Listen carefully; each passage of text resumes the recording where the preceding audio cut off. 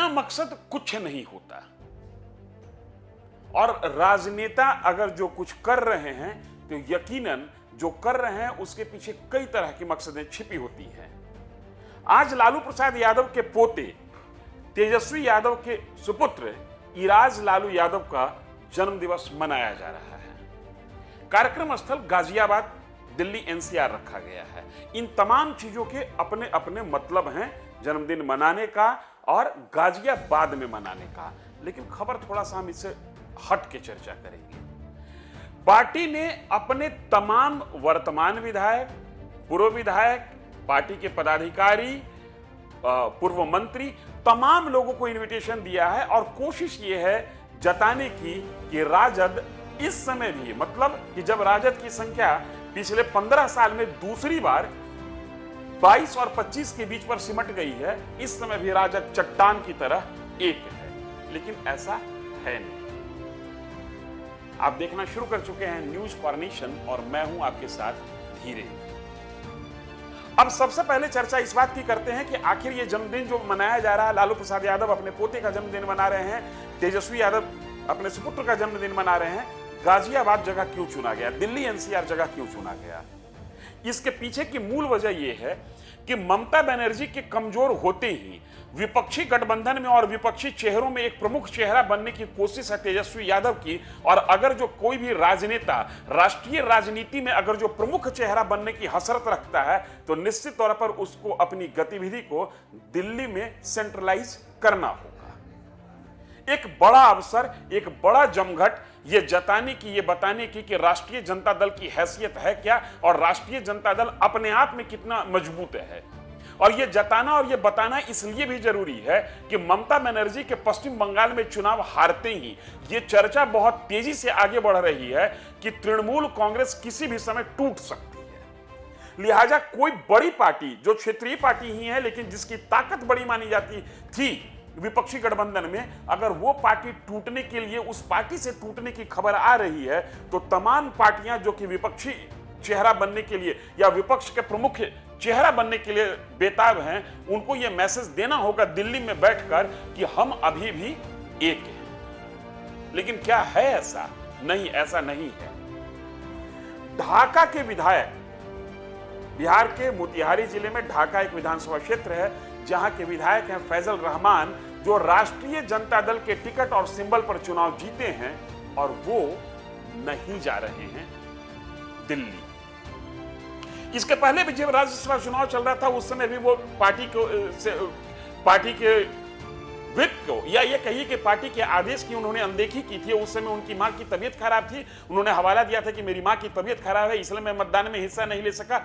और आज जब वो वहां नहीं पहुंचे और उनसे बात की गई तो of the record, on the record तो नहीं, ऑफ द रिकॉर्ड वो बताए कि कल बकरीद है और बकरीद में मैं जमायत के साथ रहना ज्यादा पसंद कर रहा हूं, वो ज्यादा जरूरी है। अब इसको थोड़ा सा दूसरे नजरिए से देखिए। जब से सम्राट चौधरी बिहार के मुख्यमंत्री बने हैं तब से राष्ट्रीय जनता दल के कई नामचीन चेहरे सम्राट चौधरी से मुलाकात करते दिख गए, सम्राट चौधरी को गुलदस्ता देते दिख गए और सम्राट चौधरी के लिए ऑफ द रिकॉर्ड कसीदे गढ़ते दिख गए। इसमें राष्ट्रीय जनता दल के संसदीय दल के नेता, पार्लियामेंट में जो नेता हैं उनका नाम और चेहरा भी प्रमुख है। और इसी कड़ी में ढाका के वर्तमान विधायक फैजल रहमान को भी देखा जा रहा है। ऐसा कहा जा रहा है कि फैजल रहमान बीजेपी में जाएंगे तो नहीं, क्योंकि फैजल रहमान जिस वर्ग से आते हैं उस वर्ग के साथ बीजेपी का सीधा सीधा 36 का रिश्ता है। लेकिन फैजल रहमान सम्राट चौधरी के साथ हो सकते हैं और ये इसलिए कहा जा रहा है कि सम्राट चौधरी जिस स्कूल से निकलकर बीजेपी के विश्वविद्यालय में आकर आज एक स्थापित चेहरा बन गए, एक स्थापित पदाधिकारी बन गए, वो स्कूल वही है जो लालू प्रसाद यादव का स्कूल है। सम्राट चौधरी की भी राजनीतिक शुरुआत लालू प्रसाद यादव के स्कूल से हुई, उसी पार्टी से हुई और फैजल रहमान भी उसी पार्टी से हैं। लिहाजा सम्राट चौधरी के निजी संबंध लालू प्रसाद यादव की पार्टी के कई सांसद विधायक से बेहतर हैं और उन संबंधों का फायदा बीजेपी सम्राट चौधरी के नाम पर ले सकती है।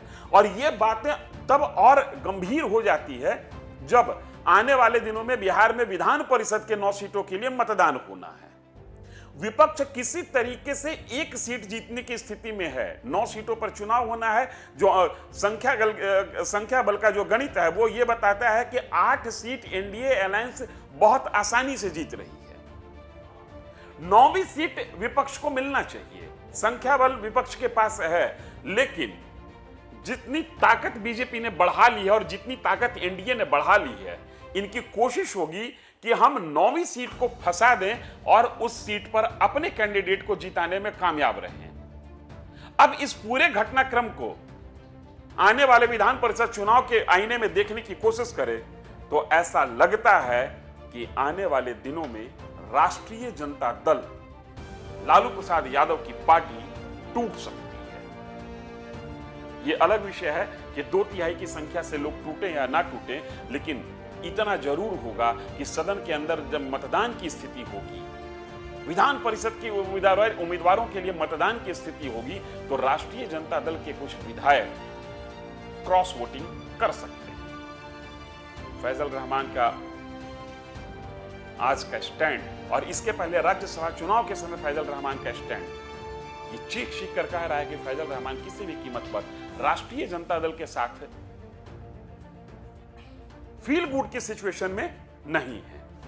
उनका फील गुड का सिचुएशन बीजेपी के साथ ज्यादा बैठता है। और जो मोतिहारी की राजनीति को जानते और समझते हैं वो भी ये बताते हैं कि फैजल रहमान की जीत में मोतिहारी के ही एक दिग्गज भाजपा नेता की बड़ी भूमिका रही है।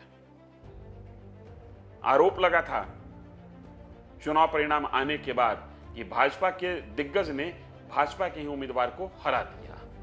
लिहाजा इस आरोप के आलोक में भी अगर देखें तो भाजपा का वो दिग्गज भी चाहता होगा कि जो जीता है वो भले राजद की टिकट पर जीता हो और राजद के सिंबल पर जीता हो, लेकिन उसकी निष्ठा बीजेपी के साथ बनी रहे, ताकि हम ये अपने पार्टी के शीर्ष नेताओं को ये मैसेज दे सकें कि हमने जिसको जिताया है वो जीता भले ही दूसरी पार्टी के टिकट और सिंबल पर है, लेकिन उसकी निष्ठा हमारे साथ है। फैजल रहमान का लालू प्रसाद यादव के पोते की पार्टी में न जाना, फैजल रहमान का राज्यसभा चुनाव के समय मतदान में हिस्सा न लेना अपने आप में बिहार की राजनीति में एक नई कहानी लिखने के लिए तैयार है, जहां पर एक वो विधायक बागी हो रहा है और बागी होकर उसके साथ निष्ठा दिखा रहा है जिन दोनों में 36 का आंकड़ा है। मुसलमान किसी भी सूरत में बीजेपी को वोट नहीं करते, ये स्थापित सच है। लेकिन एक मुस्लिम विधायक आज जो संकेत दे रहा है उसमें बीजेपी के साथ आने की बात हो सकता है कि आप भी न पचा पा रहे हो।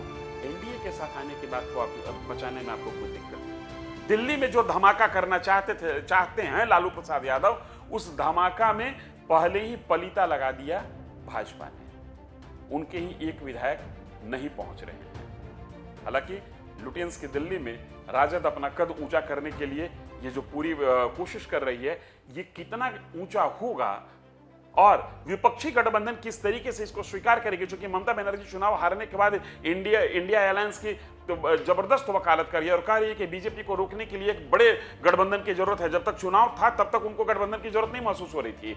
इलेक्शन के समय वो किसी भी इंडिया अलायंस के बड़े दल के साथ गठबंधन करने से ममता बनर्जी ने इनकार कर दिया, लेकिन जैसे ही चुनाव हार गई वैसे ही संगठन और एकता की बात उनको याद आई।